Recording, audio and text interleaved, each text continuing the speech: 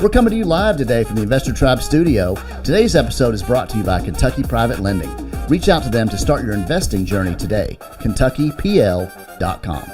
Investing can be intimidating. Oh, of course it can be, but we're here to help you skip the guesswork. I'm Hampton Scurlock. I'm Milton Ali, and you're watching the Investor Tribe podcast. Well, Happy New Year. Yes. And as with all things, we are under construction. Right, it feels like we've been under construction throughout the entire holiday season. Like, I mean, we've had the whole studio blown out. We've kicked the guys out. Yep, even Aaron. Permanently. We really like Aaron. We really like Aaron. Drew sometimes, but they're both. Aaron was stuck in a corner. I know. Right. He was stuck in a corner. And so now we have sensed, they got their own room. So now they can talk about it. And make faces through the new Benthal Brothers window there. So, yeah. Shout out to Benthal Brothers. And so do you have any New Year's resolution or anything like that? Or do you believe in that? Do you do that? I do. And it's kind of funny, our guest today has helped me, realize that as good as a job he does, I don't know if I could do what he does. So my New Year's resolution is not to go into politics. You know what? That is true. I have no aspirations for political office. But some politicians are great, and we've got one with us today. So are they really politicians though? Well, some may deny it, but they're in politics. They may not be politicians. Maybe he's a city manager, diplomat. I'm not sure what life is political. So why don't you go ahead and just? We're very, very fortunate to have a friend of mine here. It's Mayor Richard Ciresi. He's out of West Point. Now he's got a great story, great town, lots of wonderful people. Yes, and maybe we'll hear a little bit, about West Point, the history, the location, because it's amazing that so many people will drive by it or that are from Louisville surrounding areas, and they're still not sure where it is, but it's such a great little town. But you know what? Before we even bring in our guests, season 2. Twice the excitement, twice the episodes, but not twice the cost. I cannot wait. It is absolutely amazing. If you haven't seen the trailer, check it out. It is season 2 is going to be lit. It is going to be absolutely amazing. I'm definitely looking forward to more lunches. We got luncheon coming up. We have our second Your First series. Yes. Which is confusing to say because it is your first series, but we're doing it for the second time. Right. And on kind of a separate note, we'll have the third season coming up. So maybe during the third season, we'll be doing the third season of third series of my first series. And that's really extra confusing. And that was that was clear as mud. That was clear as mud. Yeah. So maybe we can get the guy that does all the movie trailers to explain it or to get on our promo for season 3. So if anybody knows the guy that does those movie trailers, season 3, it's so far out. It's so far out. In a world where investing is intimidating. Right. The guy always in a world. It says it for all the movies. Yes. Well, here's the thing. So Drew, you need to make sure that we can have explosions because it's season 3. It's a trilogy. Yep. It's a movie trilogy. You have to have, and in this case. We realize that with season 2, the sequel is even better than the original. And Drew, I'm going to request we don't really insert any love stories, for our trilogy. We'll just maybe loving real estate. So we're bros, we got a bromance going on here. Houses, and you know what? And we got some pretty cool people coming up. So shout out to Rachel. You know what I'm saying? She's shout great. out to Rachel. She is our favorite person here outside of Aaron. And she's I think she's on the website or a picture of her, modeling the merch. So we had the hat, the shirts, things so on the website. We got the merch. It's going to be super cool. It's going to be super cool. And now it is time for us to spin the wheel.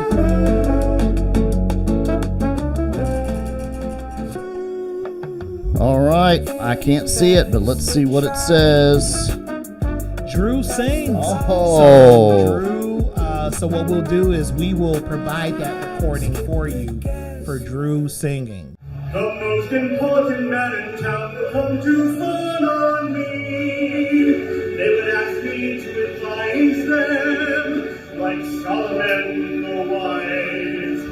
If you please, Rabbitania, not me, Rabbitania. Posing problems that would cross a rabbi's eyes. Yada-dee-da-da, yada-da-da. Lord who made the lion and the lamb, you decreed I should be what I am. Wouldn't have spoiled some vast eternal plan if I were a wealthy man.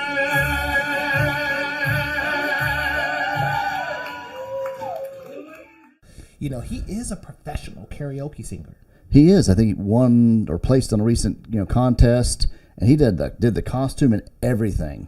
So Costume? He dressed up, I think, in the 1920s or so. No, that's how he dresses every day. I know, but he actually wore it to the karaoke contest every day. Like he's the only guy under the age of like 30 that dresses like everybody's Hardening. grandpa or great grandpa. Yes, that's good. And that picture, I wonder if we'll let us post the picture that was the farmer's daughter picture from many years ago. Oh my gosh, sitting in front yes, of an old... y'all need to see that. Yes. Oh my gosh. During our Investor Tribe retreat, that was hilarious. And that kind of leads into our topic today, because AI helped us out with that a lot. So we were trying to remember the name of the picture, and also is to be able to superimpose Drew and his wife's face as the farmer's daughter or farmer's wife in this picture with the old pitchfork in front of the farmhouse, and it came out pretty well. It did. It came out hilarious. And so we'll be right back to talk about what it takes to run a town after a word from our sponsors. Spoke Marketing is an end-to-end company that really caters to the needs of small businesses.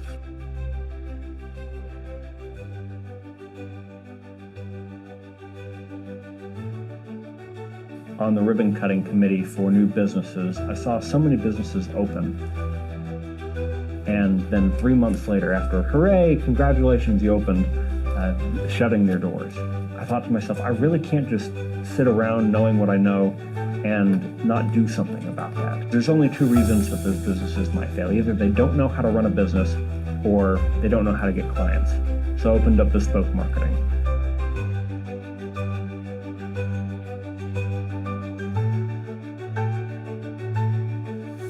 So from end-to-end productions to billboards, broadcast commercials, radio shows, social media management, we have you covered.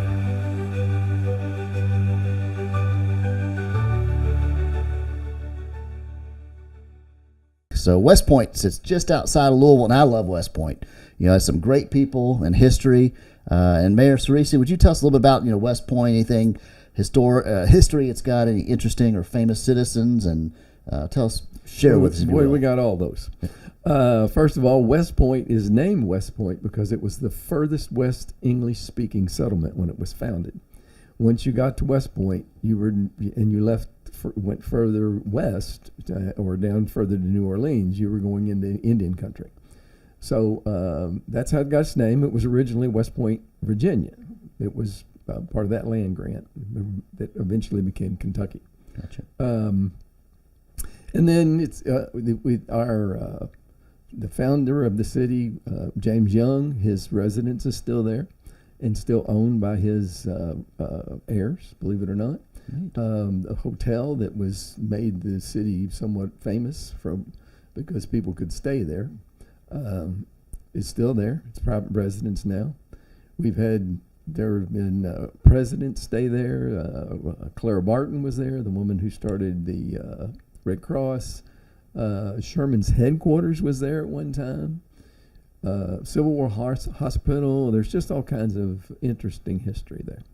And I've seen it in the news and on some TV shows, because it also has a haunted history as well, between some of the passed away soldiers and haunted buildings and graveyards and such. It does that. We've had a couple of episodes shot down there for people that are either ghost hunters or there's a couple different names, but in the fact I own one of the homes that they investigated, that they stayed in overnight, and yeah, they think it's haunted. So, and then they also on that same line up at Fort Duffield, during the summer months or warmer months, once a month they have a outing out there called a paranormal experience. And there's a group of people that go up there, and they go up there 8 o'clock at night and stay till 2 or 3 o'clock in the morning, and they all come down knowing that ghosts exist. There's also the spirit of Sasquatch that's been seen up there. I mean, it's pretty amazing. Goodness. And so, what's your opinion on all that, Mr.? Honestly, one of the pastors in town, because I asked that question. It's like, if there are ghosts, why do some people move on and some people don't? You know, that never made sense to me. And he said that these ghosts are really the devil, evil, masquerading as something that you would recognize to shatter your own beliefs. So that made more sense to me than anything, because Wow. Either everybody's a ghost or no one's a ghost, as far as I can tell. But I guess logic doesn't really apply to the paranormal world. So It may not. And how many living souls or citizens, or what's the population of West Point right now? depending on who's counting, somewhere between 900 and 1,000. Okay, 900, 1,000. Okay, do you see that? Has that been? What do you see are the trend lines? Do you see growth in that, or is it? What do you see, or has it been that way for a while? It's a struggle. It's just a struggle. The 20 years prior to me taking office, the city was in almost constant decline. It was a little over 2,000 people 20 years ago, and it's just slowly slipped and slipped and slipped. Right now, we are seeing some people come back that used to live there. We're seeing some new development. We have a 55-acre site that the city owns that we're working now with selling to a developer, develop another 60 or 80 homes in West Point. So, and we have a few lots in West Point that are ready to be developed. We have one stretch along the river where there's I think 14 lots ready to be sold that have all the utilities in, roads in, everything. They're ready to be developed right on the river. So I see some growth. We have room. We have a little bit of room for some growth, and just general improvement in the town. And you just got I'd say big box, but a large retail store just opened up. We got our first national retailer, I think, in the history of West Point, and you never thought you'd be really thrilled about getting a Dollar General store, but boy, we have a Dollar General store now. So, and it's a big hit. So, I know people were looking forward to it once they heard it was coming. There's some excitement around the town. So it's open. I was in a small town. So several years ago, I had to bury my grandmother in a small town in Alabama called Beatrice. The way you have to pronounce it that way, or they will know you are not from around. So I had to learn that very quickly, and I was given a tour, and one of the family members gave me a tour, and we're driving around, and says, "Well, that is the watering hole over there," and pointed at the Dollar General and said, "That's the mall."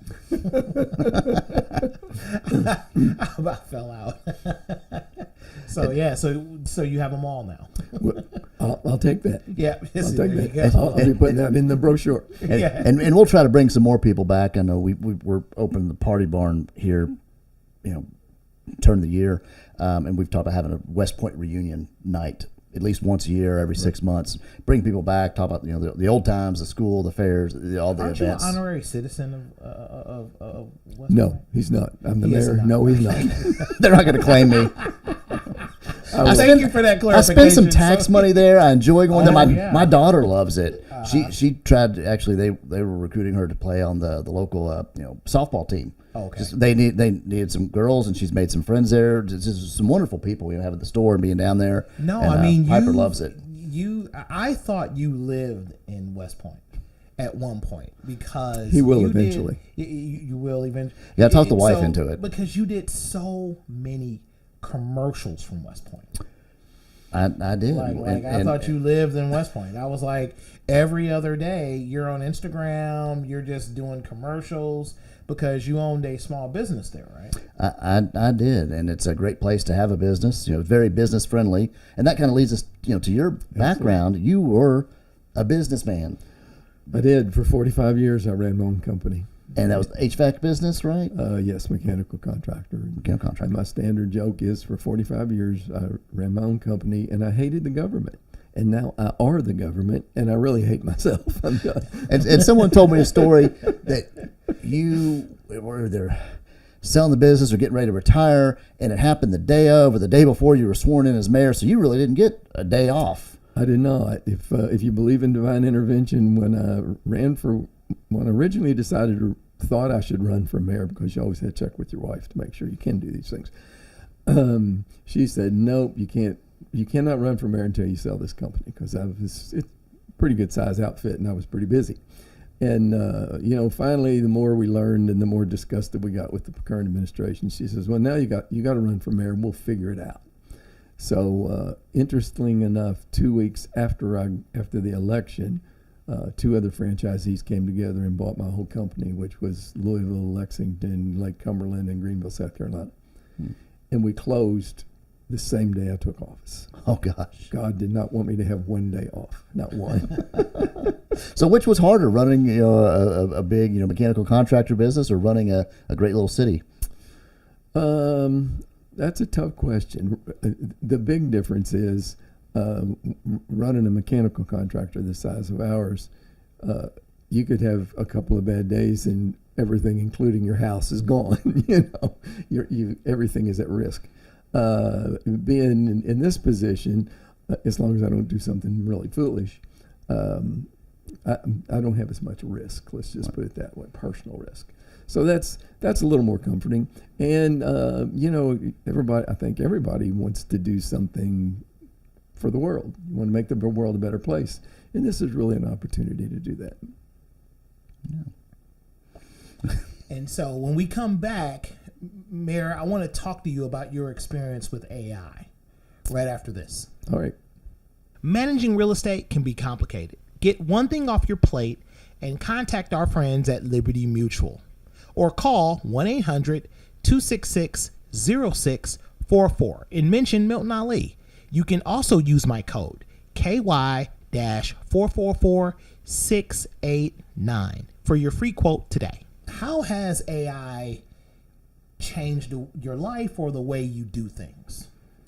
Well, for the most part, it's made life a lot simpler. And it's made my grammar a lot better, for sure. That little button where you say clean up my email, and it's like, oh, that sounds so much better. It makes me sound smart. Okay, I love that as well. There's times I would want to send you a really bad, nasty email, but I put it through the AI thing, and it came out, something better. So see, you have, AI to thank that you don't get the nasty grams from me. Well, not really nasty. It's just all the misspellings and words there, and there, and all misspelled, and you just never know what. I was like, what is Milton saying here? Bless his heart. That's a Kentucky saying. We could say anything about this guy. Oh, bless his heart. He just doesn't know what's going on. He's not all that. Whatever it is, you can say, bless their heart. It completely absolves you from any wrong sense of wrongdoing. Yes, of course. But the downside of that is, of course, to me, that clean up your email is a lot like makeup. You can take a really unattractive woman and put great makeup on her, and she looks great, but she's still, when all's said and done. And I think that's a lot with AI. I'm getting emails that sound like somebody's really intelligent, and then you meet them, it's like, whoops, missed that one. So fooled me. Yeah, it's a little bit spooky. I would agree with you in that you have to work with these. AI is these large language models types of things that kind of takes language and it may not be yours, right? So it's coming up with a way to communicate, and yet it may not be your words. And so I think it has to be where you have to kind of work with it to kind of work together so it can at least sound a little bit like your voice. And, you know, there's a lot sometimes when you're reading things and you're like, you know what, I know AI wrote that. Right. Clearly that wasn't you, you know, like it's kind of easy now, but, you know, but when it's done really well, maybe not so much. AI is going to have to start misspelling some words and throwing a curse word in there every now and then or something, I guess. And extra space every now and then, two periods at a time. Right. So. Yeah, I mean, that does make sense. And so it's been a hot topic lately, right? So when you think about AI and the power, the needs, and all of these, and the really popular term or really popular thing all over United States has been data centers, right? Mm-hmm. And so it's an investment space where, you know,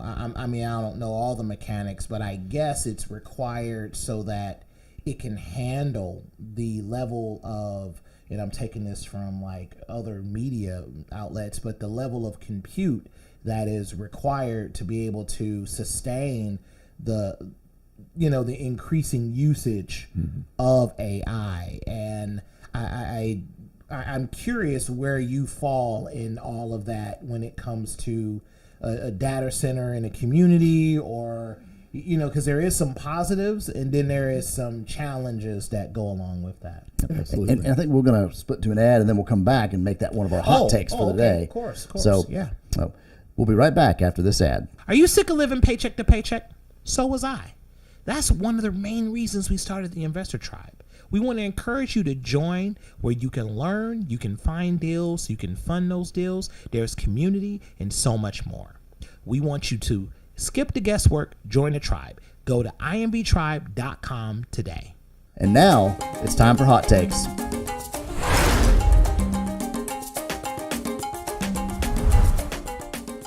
Here we go, Milton. All right, so today hot sauce is from B-Dubs. So shout out to B-Dubs. You know, and that's Buffalo Wild Wings. If you ever want to sponsor this, let us know, because that's kind of cool. So today's hot take.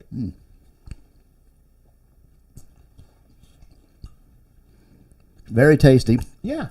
Very tasty. I like them spicy. Yeah. Oh, it's pretty good. Zoom in on Milton for this. There we go. Never zoom in on me while I'm eating.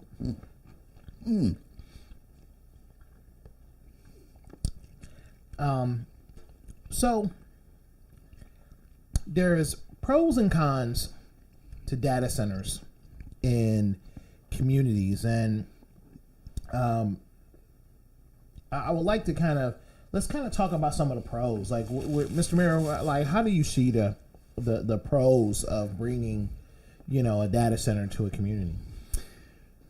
Well, for West Point, for the land that we have and where we're located, what's above and below base flood, etc., it seems to me that it is probably one of the best uses of the property. There were a lot of people that were arguing with me about that. But right now, the property that we're looking at, that this center would go on, has been unused for ever. It's never been used for anything. Wow. At one point, it was originally sold years ago, and they were going to put a quarry on it. It's mostly rock. Yeah.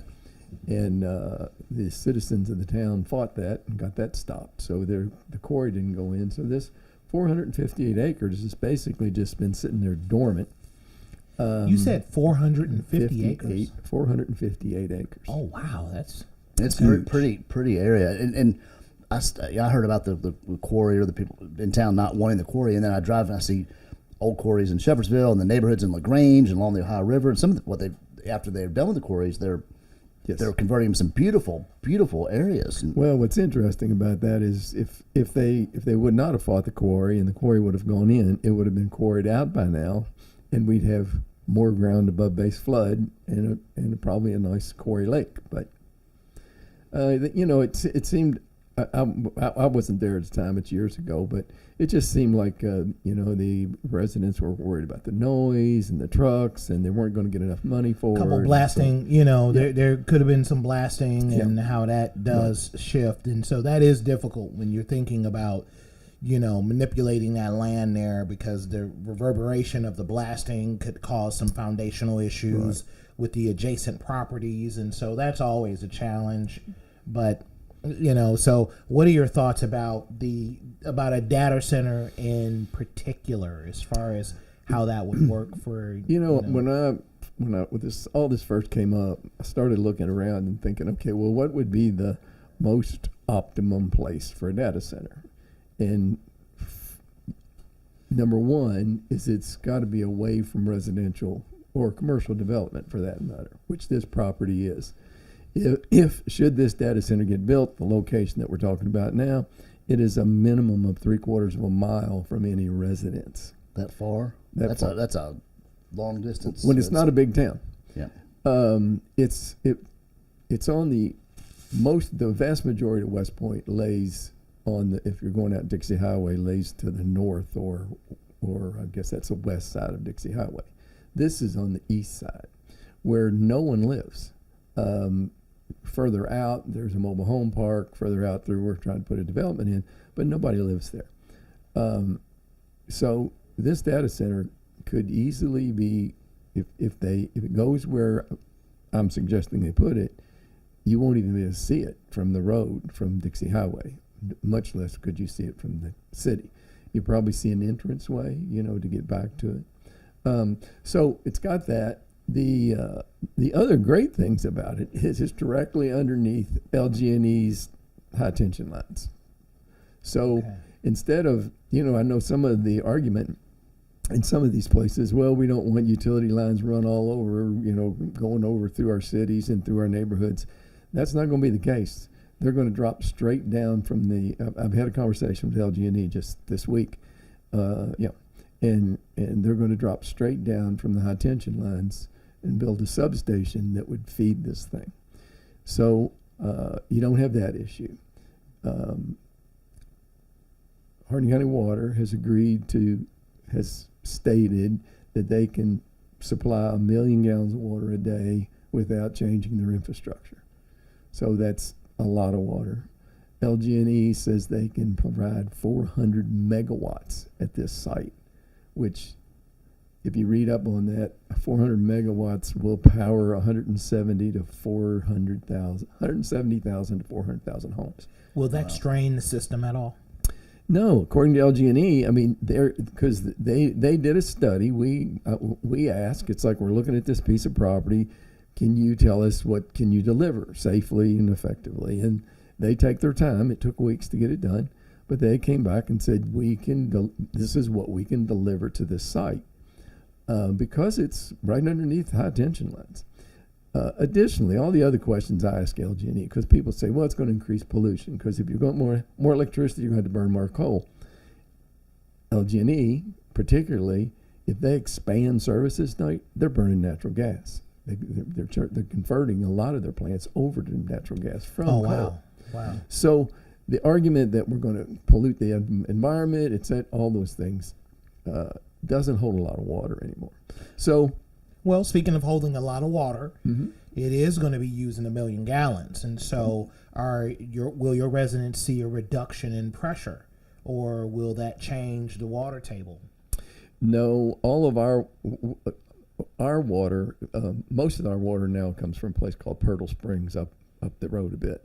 But we also have a direct connection to Louisville Water Company that goes through close to this property. So I've worked with Hardin County Water a lot since I've been the mayor, and they seem to really know what they're doing, and they're pretty confident that.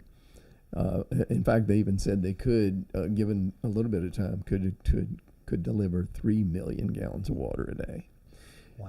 And I think what most people don't realize, you hear this, it's like, okay, they're going to take all this water and it's going to be full of all these chemicals and they're going to dump it someplace. And at least from what my research says and from what I know already in my previous life as a mechanical contractor, we did cooling systems in data centers. I know how they work. So about 80% of that water would be evaporated. So you're not going to dump 1 million gallons a day back in your sewer system, which is a concern. Yes. But the water that's not used, that goes back into the sewer system, is going through the same sewage treatment plant that everything else goes through. So, understand that there are some people just believe everything they read on the internet, and there are places around the country that have had these horrible problems where the data center comes in and the utility says, okay, we're going to build this, but we're going to charge our customers for the build out, which is pretty expensive. LG&E assured me this week that that is not the case, that the substation build they will bear the cost of that, and it will generate enough income to pay that cost. So, and speaking of the income, I guess right now the town sits about 900, 1,000. How many jobs will this create? I know it probably create an influx of jobs initially because you have construction and you got site prep, and then but on an ongoing basis, and so many jobs. And then what type of revenue would it bring in, for the city? Well, and I'm not trying to sell it on jobs because from my own experience, the 20 or 5 or 30 people that will work in this building are going to be high tech. They're going to have there may be a few repairs, maintenance kind of jobs, but I don't see it's providing a whole lot of jobs for our citizens. There will be some spin-offs though. There'll probably be another restaurant. Those kinds of things will come in. So that's what I'm thinking. Like it's probably going to be the secondary, the second order effects as we speak in economics. Just to think that there's a second, that there'll be other types of opportunities. That there'll be another, there'll be something maybe larger than a Dollar General, right? There'll be a restaurant. Because those individuals have to eat. Those individuals don't want to travel too far just to, take care of themselves. Right? And it may spur residential growth. It may give people a reason to build more housing close. The big numbers for us, and again, I hate the government and I hate taxes. And now I'm sitting here saying, "Ooh, a tax, cool." You know what? We don't like taxes that are not spent well. However, we all love income, right? And if you think about the present environment, we all like income. Right. And so if you're a government, you want income. That income is a tax. I mean, that's just what this is. I think, I tend not to hate taxes, but I do. And so, but at the same time, I understand that there is a value exchange, right? I know that in order for things have to work, things have to work. And that's pretty much your role as mayor is like, okay, how can I make it work for you? Right. How can I make this community work more for the citizenry and the region? And I'm wondering, I guess, I know there's quite a few homes in West Point. There's a couple that, are vacant, and quite a few in Kentucky. We've got that, exemption from taxes if your property's under a certain value or it's lowered by a certain amount, that exemption. So there's quite a few properties in West Point that don't pay any property taxes. And something this big, could you look at like a doubling, tripling of property taxes just from this development? Or what we're really looking at is property tax would probably go to zero. Property tax go to zero for the residents. For the residents, yes. Wow. Because the money, generally, we have a tax. The city gets a tax on LG&E, and they get a tax on the water. So those two taxes plus the personal property taxes on the $50 million worth of equipment that's sitting there. We roughly estimate, rule of thumb, about a $3 million a year income. Now, to Louisville or Oldham County or any place else, $3 million is like, well, so what? Our total budget in West Point is $700,000 a year. So this would be 4.5 times almost our budget. Wow. Not to mention the ancillary things that take place, the additional revenue from stores and whatever else may come in there. So, ever since I've been in office, we have had not had a police department. This would be able to fund a police department. I was just going to say that. I mean, that'll fund a police department. And what is the current state of fire department? Is that volunteer or is that? We have an all-volunteer fire department. Okay.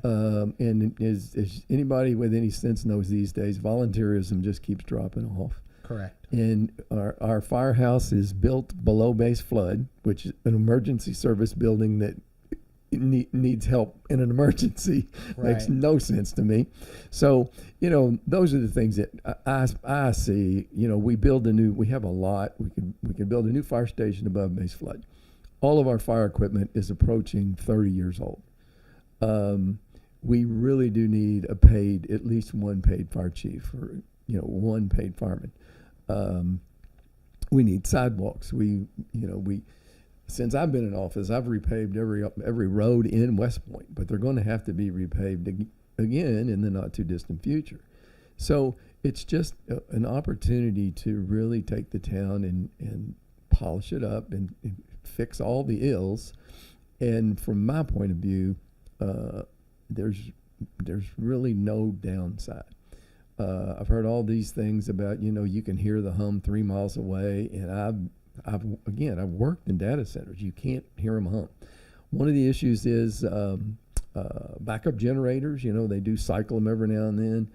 And what my intent is, should all of this come to fruition, we can write an ordinance that limits certain things. It's like, okay, you can exercise your generators, but you can only do that between this hour and this hour. You can only, we could put limitations on a lot of things by ordinance. And if somebody wants to come there, we can. The other argument we get is, they give all the tax money away, they give everything away, and the citizens lose. Well, as long as I'm mayor, we're not giving anything away. It's like, if you come to my town, you're paying full boat or don't come. Right. So I do have a question among the construction lines. And so you're building that. So if the data center is approved and you're able to go forth and build it, will there be a solar component? Will there be some adjacent, other, as far like a lot of data centers have these adjacent, energy saving measures, like right. like a row of solar panels, and they're being it just to kind of help with the burden. There is all of those are rumors, and if they bought the whole parcel of land, they'd have more than plenty of space to put solar panels in. Right. Those are all things that until we get some kind of deal on the table, somebody that's really interested, somebody that says, okay, let's pursue this. A lot of what it seems to now is that this whole idea is just drawing the negative out.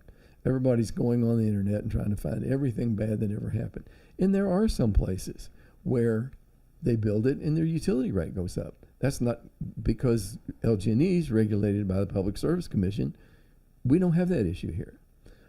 We don't have a water issue. We don't have a water shortage. We have no shortage of someplace to put the water.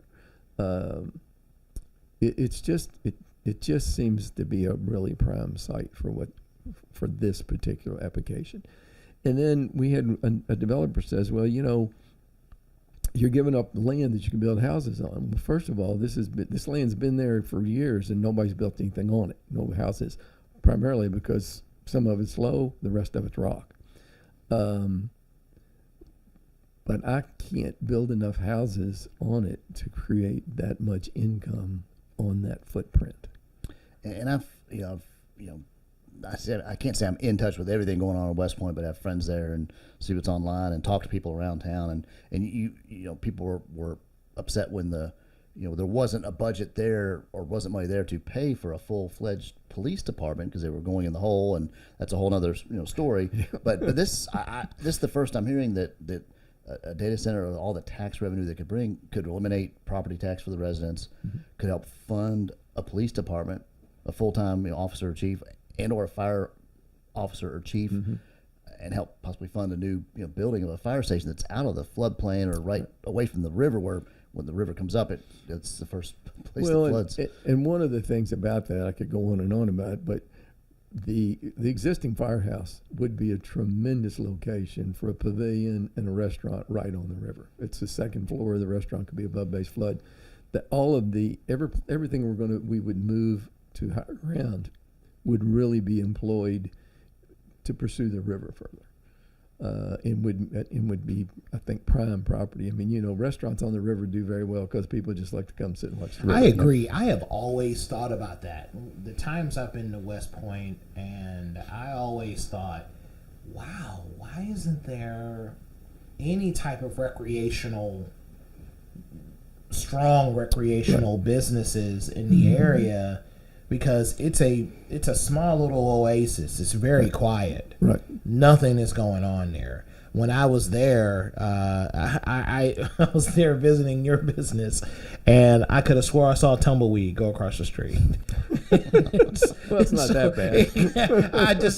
I was like, man, and you hear that in sound, what is that? Right. Wow, wow, wow. Like you're, There was no gunfight at the OK Corral. And it was like 10 pages. I was like, okay, is that what this is? It was the ghost of a tumbleweed. Is The what ghost it of was. a tumbleweed. Right. Hey, and so we're going to answer some of your questions submitted to us right after this. Don't wait to buy real estate. Buy real estate and wait. And I know it can seem like it's a complicated process. That's one of the reasons why we started the Investor Tribe. We want to encourage you to join and become a member today. Go to imvtribe.com. We have education, there's deals, and there's community, and so much more. Go to imvtribe.com. Skip the guesswork. Join the tribe. You hear citizens that are for it. You hear some that are against it. And I know I had a mentor that said to me, a confused mind will always say no. So if anything's different or somebody's unsure of something, it's a no. Just keep things as they are. It's the easiest course of action. But as just people are educating themselves or getting their questions answered. I know there's going to be a town hall. Is there going to be kind of a vote or just a discussion forum for this? Well, once we really feel in they're pushing me right now to say, let's have a town hall. Let's talk about this. And I think it's way too early to talk about something that's just a thought. I mean, it's just too early. I don't have a problem doing it. It would be a great opportunity to try to offset some of the negative thoughts that people have about it. But the way the human mind works is that, your mind only looks for things that confirm your own beliefs. So if you believe this is a horrible thing, and I've received some not so nice IMs and notes that, that I'm destroying. They didn't run it through the AI filter at all. Evidently not. No. They just and it's just, I think when people really, because I was going to pose it, if you didn't know it was a data center, if I told you that I'm going to build a 30,000 square foot factory backs up to Fort Knox, which is what Fort Knox wants. I'm going to build it over there, and you're not going to be able to see it or hear it except the entrance to it. And it's going to give you a police department, a fire department, sidewalks, roads, etc. And no property taxes possibly. And lower and either lower or no property taxes. Would you be interested? Well, anybody with any sense would say sure. But then the minute you say data center, they say, oh no, it's too many horrible things. And so much of that is just hype off the internet. I mean, and again, there are places where these bad things have happened. The technology is improving rapidly. By the time this thing would be built, I just read an article. They've come up with a new cooling method that reduces water usage and may not use any water. They may be able to do it air to air. So, LG&E said, if you told me today you want to do this thing, it'd be 3 years before I can get the substation built. Not because it takes that long to build it, it takes that long to get the equipment for it. So it's 3 years out. So as fast as technology is changing, 3 years out, who knows? It could be, it could be a lot smaller. It could be quieter. It could be a lot of things. But I just think it's my job as the mayor is to at least evaluate every opportunity to see what is the best long-term solution for the city. We have to have money. That's all there's to it. I mean, we run on a shoestring. I make $5,400 a year as the mayor, and I work about 60 hours a week. So the guy that takes my place probably going to do that. That's a lot of money. No. That's per year, right? That's a $1.13 an hour. And I'm sure he works more than that, because for those of you who don't know, Mayor Ciresi, job duties don't necessarily include this, but there's events down on the river, there's parades. I've seen him jump in, help lead a parade, and there's concerts on the river. He's planning for it, he's promoting it, he's helping clean up, he's watering the grass so the grass will grow for the grass will be greener for the citizens. And then the thing's over, and he's like, I gotta go clean up all this trash. He's cleaning up the trash and putting the trash away at 10, 11 o'clock at night. So I think you may work more than the 60 hours a week. See, that's pretty cool. So the chief cook and bottle washer, you said you're doing it all. Pretty much. But there's people there that help as well. But you're doing a lot that people just don't see or know about. Well, and it comes down to, I really believe the history of that community needs to be preserved, and it needs to be to preserve it. The old adage, you're either growing or dying. And it's been dying for 20 years, and we had to turn that around and start some growth. Do I want it to be a mega place? Do I want it to be Brown County or any of those? No. I'd like to keep it the small town feel. I'd like to keep it very personal. You can walk the streets in West Point. You don't worry about those kinds of things. And this is an opportunity to maintain that small town feel and then still be able to fund all of the services that you would get in a much larger city. Are you looking to buy, sell, or invest in real estate? Reach out to my team at olliesellslouisville.com. That's olliesellslouisville.com. Our next question is from Thomas Q. I read your blog about the 70% rule, but I think I like a better explanation. Can you talk more about that? See you at the next meeting. Tom? Bruh. This is so cool. It's a math question. Let's get out the calculators. It's a math question. So, hey, thank you. I think I might owe you $5 for submitting a great question. And reading the blog. Shout out to the staff that works on our website. You can go to imbtribe.com and you can go into a tribe called Investors. And you can find it there. You can go to Tribe Called Investors. It is absolutely amazing. There's other blogs, a Tribe Called Real Estate Agents for all of our agents that are out there. And there's also Investor Tribe Rookie Investors. And so you can read those. They're only about 1 minute to 2 minutes at a time. So just check it out. But to answer his question, the 70% rule. So the way that I like investing is basically, I need everything under 70% of the after repair value. We call that ARV. So let's say that my ARV is $100,000. What I would like is the purchase price, holding costs, repairs. Am I missing anything? Closing costs. Yes. Everything to fit to 70%, which means that my purchase, rehab, closing, all the costs associated with that property is under $70,000 or at max $70,000. Thus, it's 70% of the after repair value. And I hope that makes sense. And Thomas, one of the things is sometimes your ARV over time will go up.